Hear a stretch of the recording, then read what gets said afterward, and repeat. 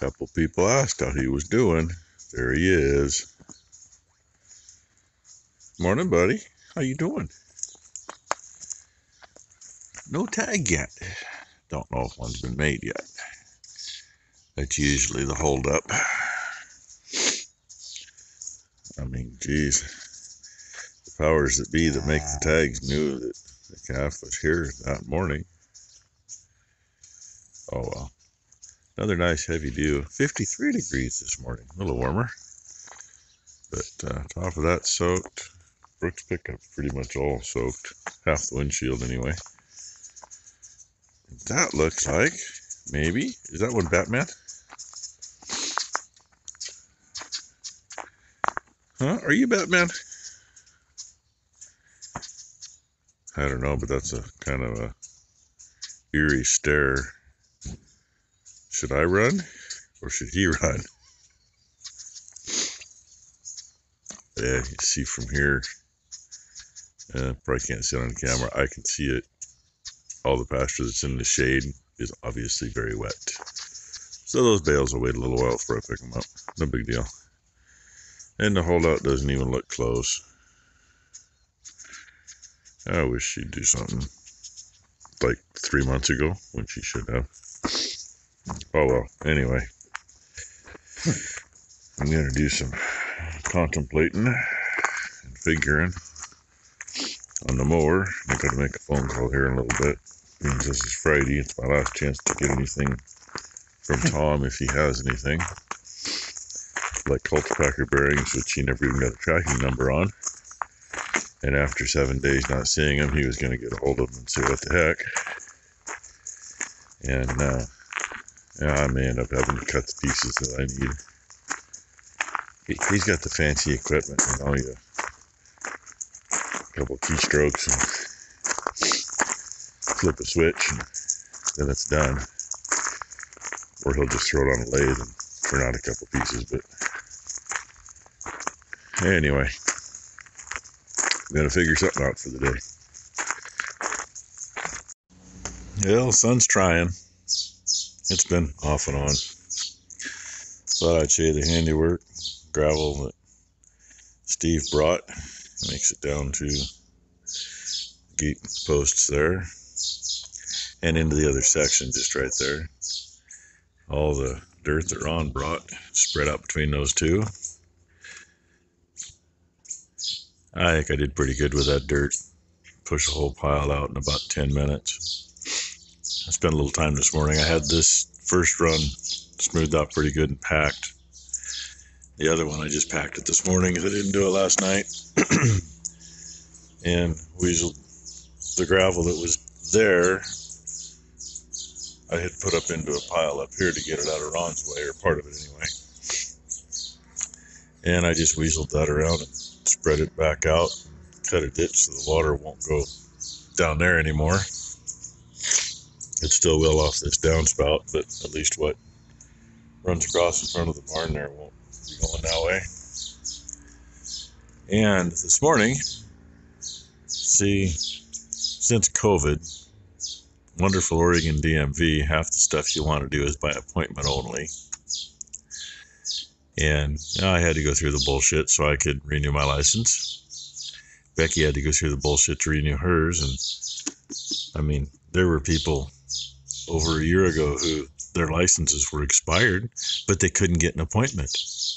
Or if you can get an appointment, I'm not going to drive to Vail, Oregon, which is basically in Idaho, to renew my license. I mean, that was the thing. The only places you could get were, 4, 5, 6 hours away. What the hell?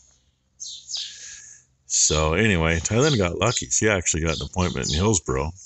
Her license wasn't up until the end of August, but when they send you the deal, because you got to get an appointment, mine, I got lucky. It was a month before, but at least they're still using the same expiration date. Well, in the state of Oregon, I happen to have a CDL. Go through the bullshit every year. Thailand and Becky and Brooke and my mom all had farm endorsements. It's required in order to drive anything bigger than a 3/4 ton pickup. Well, since Thailand had her accident, where the rich asshole pulled out in front of her and then tried to tell his insurance company that she was at fault, that's been a fiasco in itself.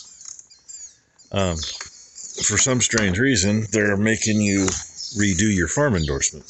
All it is a freaking piece of paper. It says, no, I've never been convicted of this. No, I haven't done that. This is the size vehicle I need to be able to operate. And farmer's signature and date. And there's one other box that says, have you been in an accident in the last 2 years? Well, guess what? Even though her old license wasn't up until the end of August, and it was fine with a farm endorsement on it, she now has her new one. She no longer has a farm endorsement because of that accident. So this is a public service announcement for anybody who is in a state that is required to have a farm endorsement. Don't get in an accident because you can't renew your license. Frickin' stupid. So it's a federal deal. Now, and I know there's a lot of states that don't require anything other than a normal driver's license. That's what pisses me off.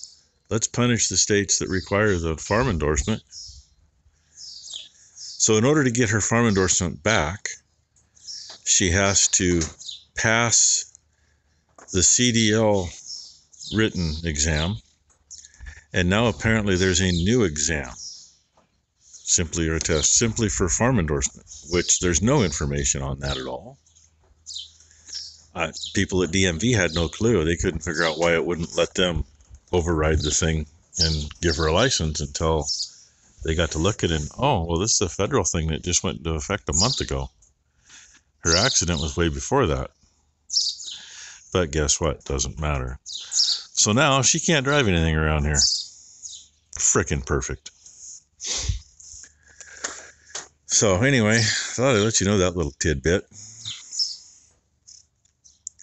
And the only place in the state of Oregon she can go to take those 2 tests is in Salem, and it's by appointment only.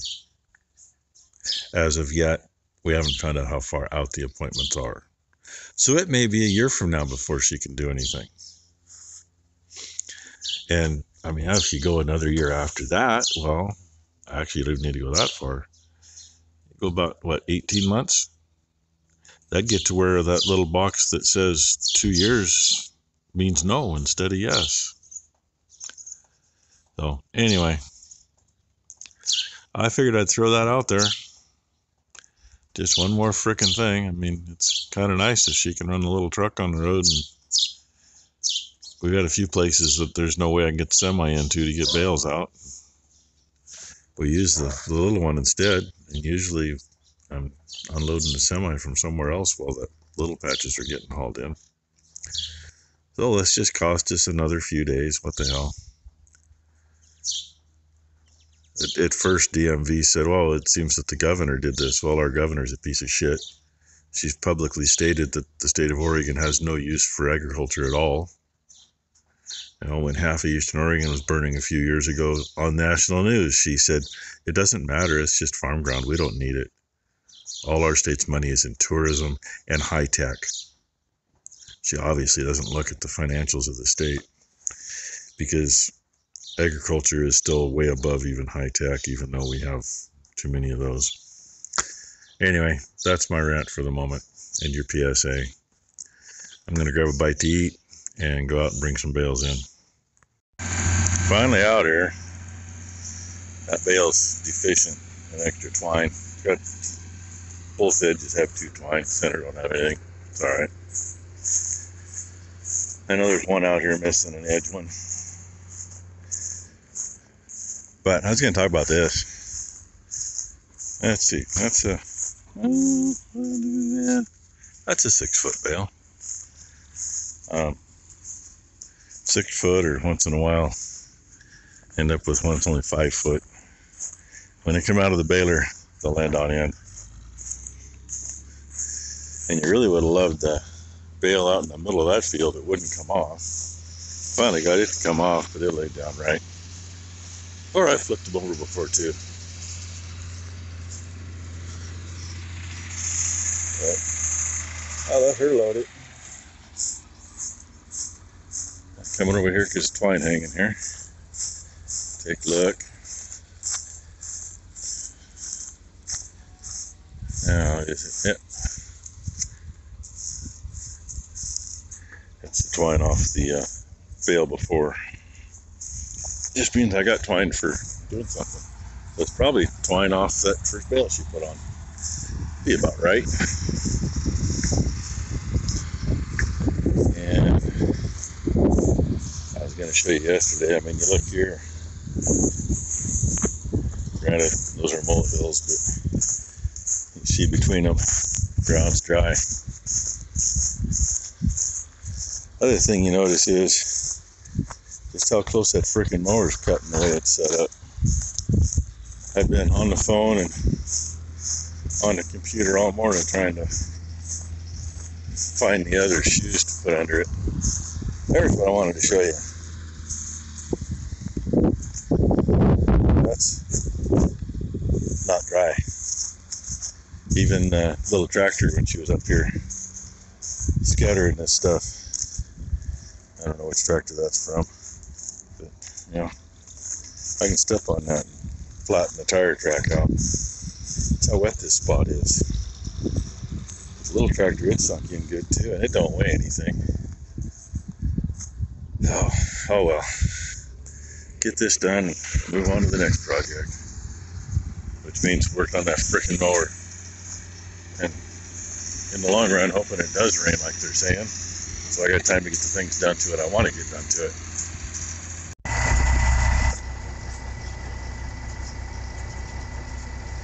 Look at how clean that window is. It's because it's not in a hole. Be nice if the AC worked on this. It was converted to 134 before I got it. And unfortunately, in the early 90s, Freightliner didn't care what hoses they put on because it didn't matter. They were all made for R12s. This thing will make ice cubes in here for 5 days. Literally. You got the front AC and you got the bunk AC back there in the corner. And you can seriously make ice cubes. Day number 6, yeah, you may as well be hiding underneath the hood with that engine after it's been running all day. So it's warm in here. She's actually got it made. She's got the breeze. I got a little bit, but not enough. Anyway,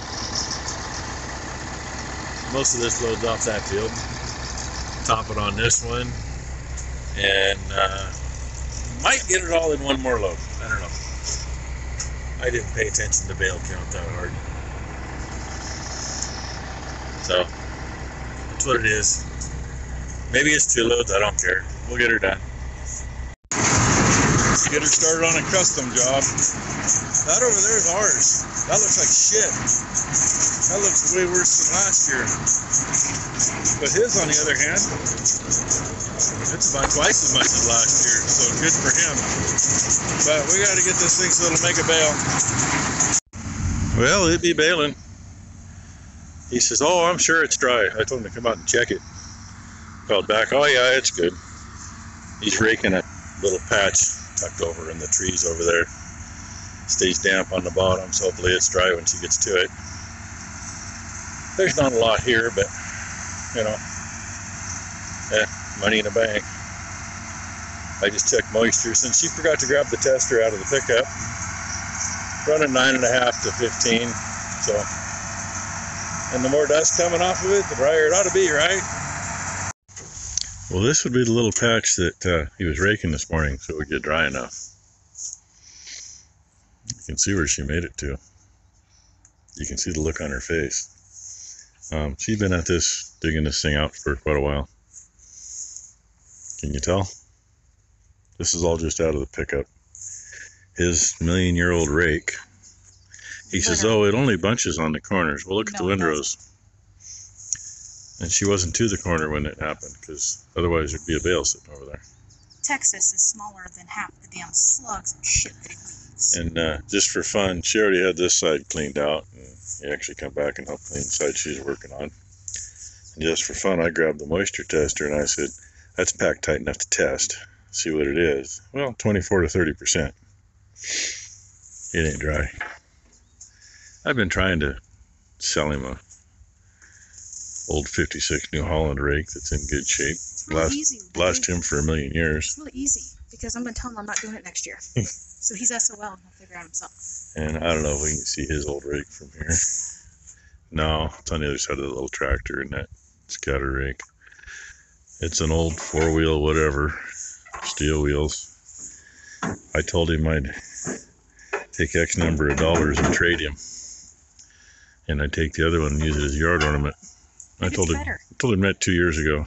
How much did I really fuck up, Dad? Because normally I only do this one. Oh yeah. Well, we're still wondering here. She did both the main shear bolt and the stuffer shear bolt. I always do the stuffer on this field, never the other. And usually it's not a big deal. Problem is, this time around, needles are up, and I've been trying to get them back down, and I haven't held the budget yet.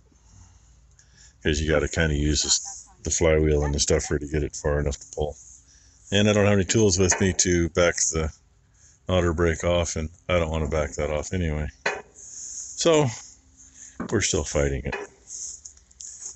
Had the stuffer bolt back in it and took it back out because we might be 100, or we might be a 180 off. I don't know. I need at least. I already showed you how awesome these windrows are.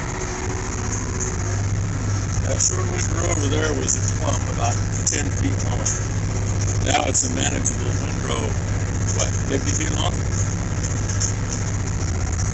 So I ended up running it in here. She was looked after, getting stuff done. Little frickin' pieces. You know, he said, well, you know, we just come bail it. But we gotta follow his windrows. There's the rake, by the way. You can see that or not. And I can't make that corner that direction. So we'll kick her up a gear and just screw around a minute. And it's nice hay. There's a lot of metal grass in here. It's good stuff. Got his clump there bailed up. I just did that a couple minutes ago. Let it get as dry as it was going to be. But in case it was any damn stuff in that, I wasn't taking that home in the baler. So I'll finish over here where I know it's dry.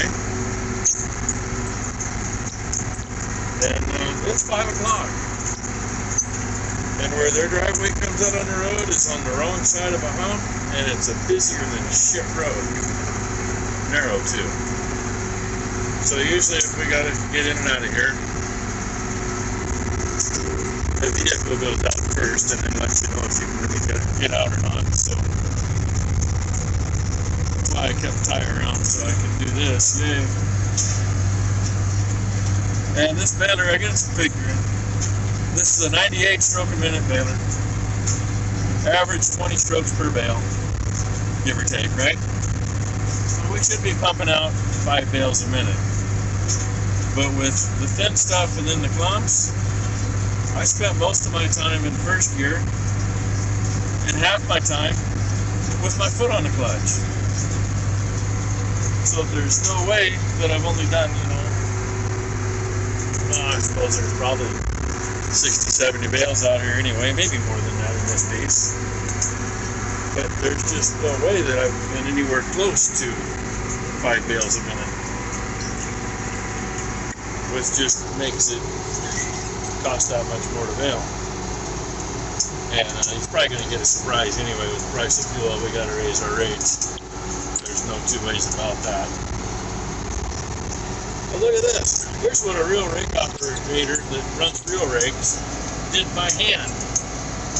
That's a nice looking windrow, and I'm not even going to slow down for it. Well, there's no reason to. Yeah, he already picked up the other field. I thought there was 3 fields in there, but well, it's split up in 3, I guess. That back there is usually the worst because it doesn't get any morning sun. But with that, we're done. Lift the pickup. Shut the PTO off. And I'll make sure. There's a bale sticking out, I think. So we'll knock that off before I leave. But anyway, I didn't get squat for hay in.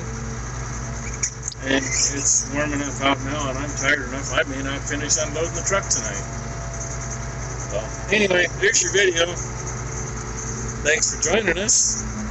Hope you've enjoyed the flight. And, man, I can't wait to get over there and cut it out.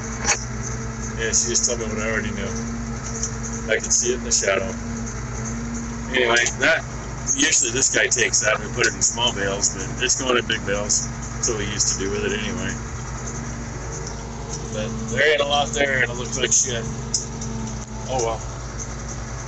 Hope you'll have a great weekend.